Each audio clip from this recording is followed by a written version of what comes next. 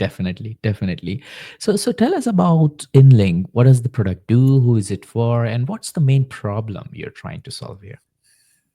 Yeah, so the big problem that when I started with Inlink, I was frustrated with the landscape of marketing firms taking advantage of small business, not intentionally, but just the landscape of, the barrier to entry to start a marketing firm is really low. Hmm. There's lots and lots of tools out there. We've been now programming pretty fiercely for the last 50 years, and the last 5 years or the last 2.5 years have been at breakneck speed, right? The programming costs have gone way down for the software packages. And I kept seeing these, you know, local gyms, med spas, chiropractors, dental offices paying 5, 10, $25,000 for this funnel, right? Hmm. And when I talk to them, like, yeah, they built this funnel for me, but it doesn't do anything. And they spend a lot of money. And I'm a small business owner myself, right? I have Inlink, and we own and operate a data center. So, multi-million dollar companies, but I also own a business on Main Street America in Hmm. St. Louis called Box STL with me and my wife. We operate it. And, for a business that's, under $1 million in revenue, 5, 10,000, $20,000 for a marketing campaign is a lot of money. A lot So of money. Yeah. yeah, and for me, with our original companies and everything that we did, we've always had the mindset of owning your own marketing, right? Hmm. As a business owner, I need to own my marketing platform. And I see these small business owners kind of taking these chances out of fear, not knowing what's out there and spending these big dollars. So me being an infrastructure guy my entire life, infrastructure and operations, that's really where my sweet spot is. Like, what Hmm. if we provided a software package for these small businesses that did a lot of these things, and then we gave it to the end users and we trained them on how to use it? Because realistically, the search engine optimization and the local advertising today is, it's at least, it's 75% of it is your directory listings and your maps, right? Hmm. That is really where the bulk of it is. And then, yeah, the funnels are great. You need them, but you don't need to spend 5 or $10,000 on them anymore because, well, I've built one for almost every industry on the planet, right? So we just taken everything that we've ever had, put it in different, industry specific CRMs that have funnels, websites, took away all the barriers because we know that a business is going to have to try a bunch of different things, right? So if I build a funnel or I build a website, that might not be the final product. I might need to kick another one up. So Hmm. removing those barriers for small businesses of an additional expense every single time that happens was important to me, because I Hmm. think that it's important that, times at bat are important for small businesses or any business, right? The more times I can make a swing at a fence, it's better for me. And sometimes they're going to hit and sometimes they're not. And we all know most of the time they're not, right? So we we've coming from this world of you'd spend 5, 10, $20,000 to have a funnel built, and then somebody be like, oh, well, you can just spend another 5, 10, $20,000 to drive traffic to it. Hmm. Well, I think that the small business owner knows how to drive traffic to their website. They have the sign in their front, out in front. They have their current customers coming in, and they can do their own social media posts about what's going on inside their business. And all of those things drive traffic to that funnel. And I Hmm. think just lowering the barrier to entry to those kinds of tools and technology is really, really important for Main Street. And AI has helped us get there. Hmm. Over the past 6 months, AI employees have come a tremendous way. They're good.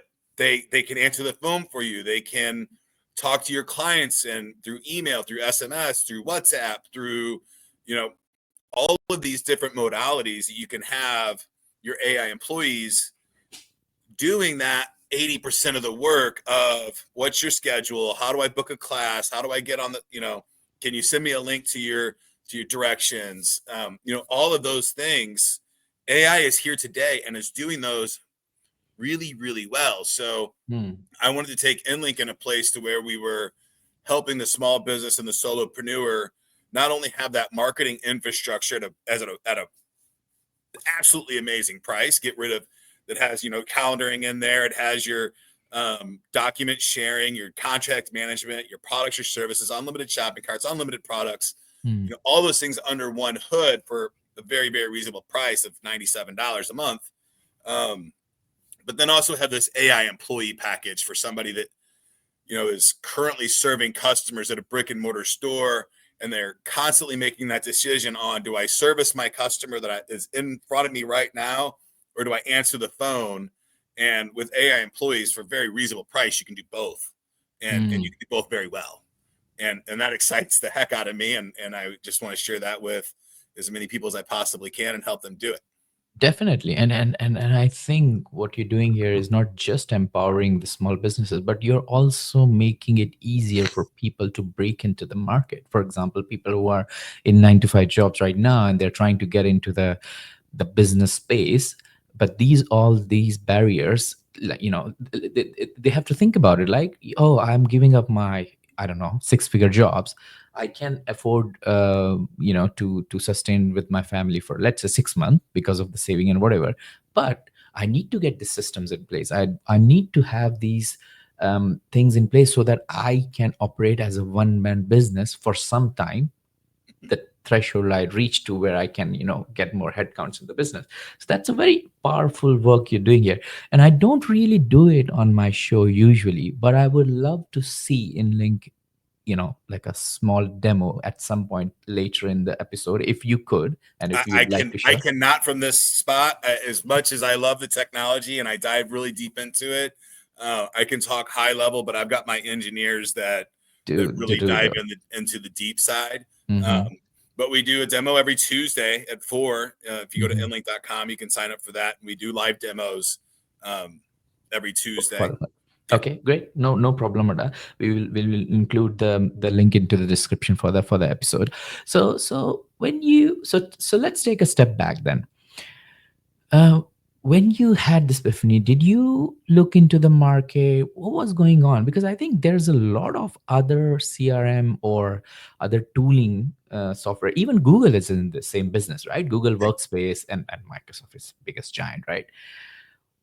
What was going on in the market? And from your research, what gaps you have figured out, which sort of like pushed you or encouraged you to move forward with this idea? Because obviously you're running a business, so you know the fundamentals of running a business, right? Unless you have a majority of like a niche which is looking for a pain point solution, there's no point going into that niche, right?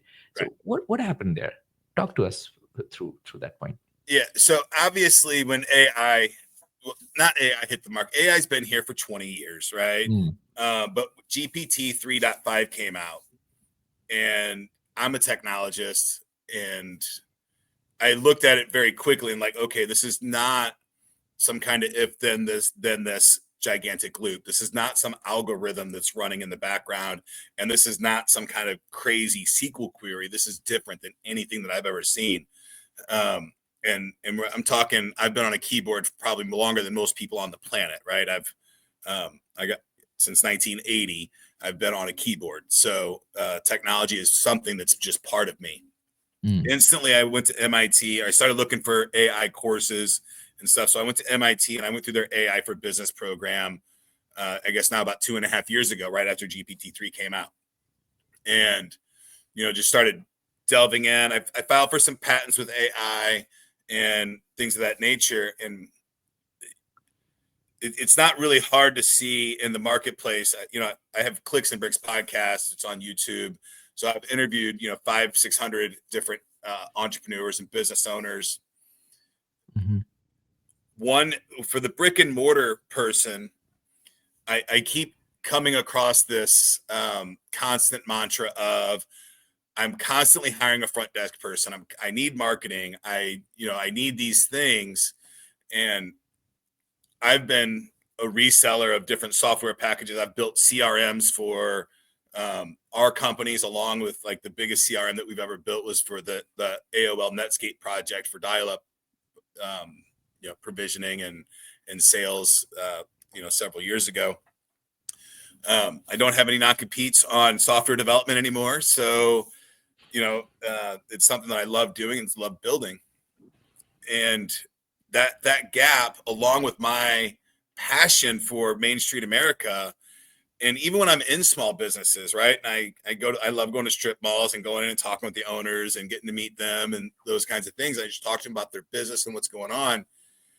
And I can see it happening, right? I can see them back there at the local butcher shop and the phone's ringing and nobody's getting it, right? Mm, And the statistics are like 60% of small business phone rings don't answer. mm, And that's a huge problem, right? That's in today's world. If you get a phone call and you don't answer it, regardless of why you don't answer it, you're afraid to because half of them are spam, right?